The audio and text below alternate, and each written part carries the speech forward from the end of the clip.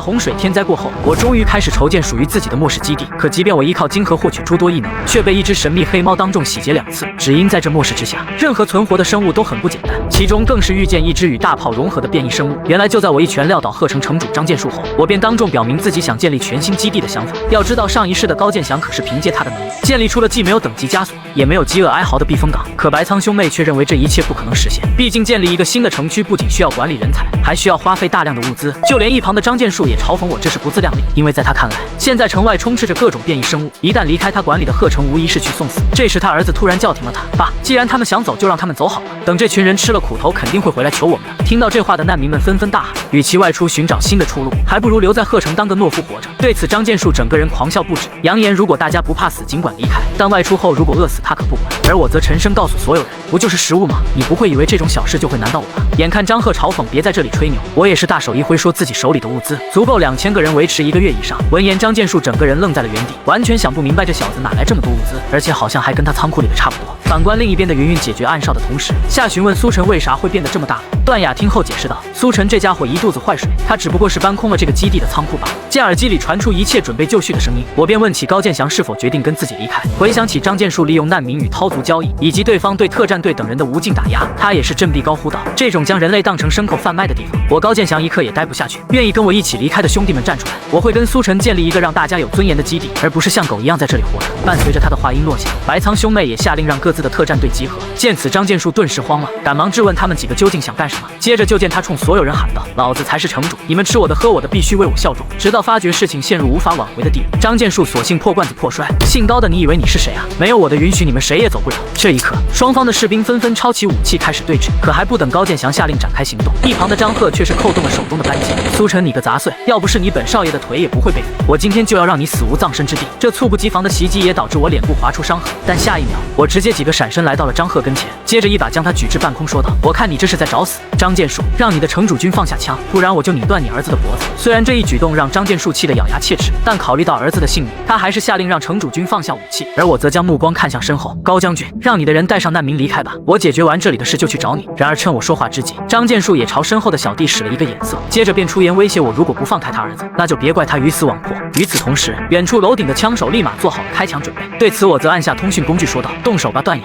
”20点钟方向的楼顶，只听砰的一声，这名狙击手的脑袋瞬间炸裂开来。张建树见状顿时大惊：“你居然也在高楼安排了狙击手？”而我则将手中的张鹤扔了过去。对了，张城主，我很好奇人肉好吃吗？起初张建树还在好奇我怎么会知道这事，可紧接着他便惊恐地发现自己儿子口中竟被塞了一颗手榴。待到一阵剧烈的爆炸声过后，手握残肢断臂的张建树瞬间暴怒，大喊：“苏晨，我一定要杀了你！”而从对方目前的状态来看，张建树果然是隐藏在人类中的韬人，但出于对段雅等人安全的考虑，我也是撂下一句：如果再见面，自己一定不会轻易放过他。不久后的某个废弃城区中，见云云询问那个孙队长怎么还没回来，段雅百无聊赖地回应道：“那栋超市里的涛族都被苏晨干掉了，那个蠢货只要把货车开回来就行，总不能连这点小事都干不好吧？”结果下一秒，段雅就发现远处的街道上正有车辆驶来，而孙坚下车后立马跟高建祥汇报，说他们几个已经把物资全都搬了回来。可在听见难民夸赞苏晨是大家的救星后，孙坚的内心却是十分不爽，心想苏晨那个小白脸别的不会，给人洗脑倒是挺厉害的。谁料一名士兵突然冲上来大喊：“高将军，南边的医院里有涛族活动的痕迹，大概率是一个10几人的小型部落。”孙坚听后顿时大喜，暗道：“苏晨，这次我要让你们看看，到底谁才是真正保护大家的人。”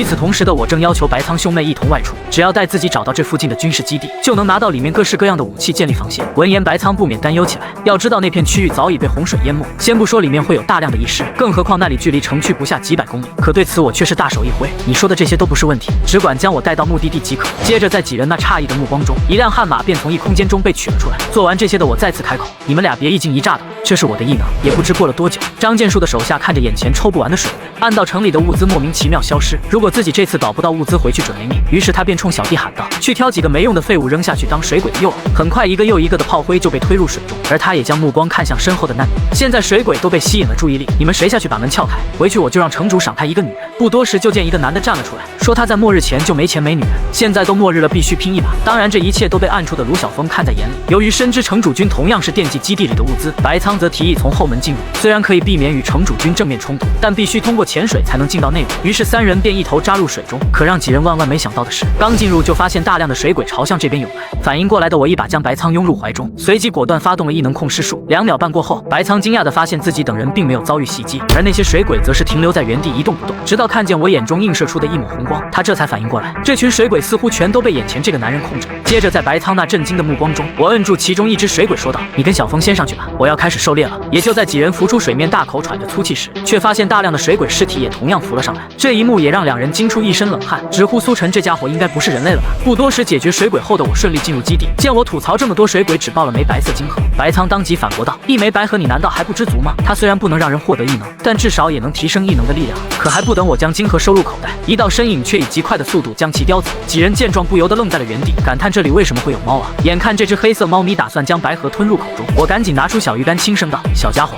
那东西你可吃不了，不如我拿这个和你换吧。”谁料下一秒，黑猫又是一个跳跃，精准叼走了小鱼干。这突如其来的一幕也将我气得青筋暴起。我苏晨居然被一只猫抢了2次，果然能在末日下存活的东西都不简单啊！事后在白仓的带领下，几人很快就来到了存放物资的仓库，而这里的军火至少能装备一支1000人队伍。正当白仓感叹就算外面没有城主军，他们3个也无法将这些东西运回去时，整个基地竟在这一刻剧烈颤抖。接着就见卢晓峰驾驶一辆坦克大喊：“你们快看，我找到什么好东西了！但我的身后有怪物在追我，你们俩快来救救我！”而那赫然是一只与大炮融合后的变异生物。只听轰的一声，怪物当即朝向卢晓峰射出一发能量炮。不过值得庆幸的是，躲在坦克里的他并没有受到伤害。眼看卢晓峰一边逃命一边大喊：“你们快想办法，万一这家伙引爆了军火库，我们几个怕不是要被炸成小黑子了！”听到这话的我不再犹豫，当即将所有物品通通收进了异空间。然而所有人都不知道的是，躲在角落里的黑猫也愣了愣神。白仓见状那是彻底傻眼，感叹这种能力实在是太过夸张。而面对卢晓峰询问能否将后面的怪物吸收，我也是回应活着的变异生物收不了。可就在白仓表示现在不是闲聊的时候，他必须引开怪物给两人创造离开的机会时，我却是二话不说给他来了个公主抱。下一秒怪物的能量炮就精准轰了过来，当然这也导致卢晓峰乘坐的坦克瞬间爆发。落地后的我则冲白仓说道：“那只怪物交给我就行了，你快去看看小峰有没有事吧。”眼看白仓已经撤离到安全地带，我也是径直站在了那只怪物的正前方。虽然自己上一世不曾听过还有这种变异兽，但这怪物的晶核我今天要定了。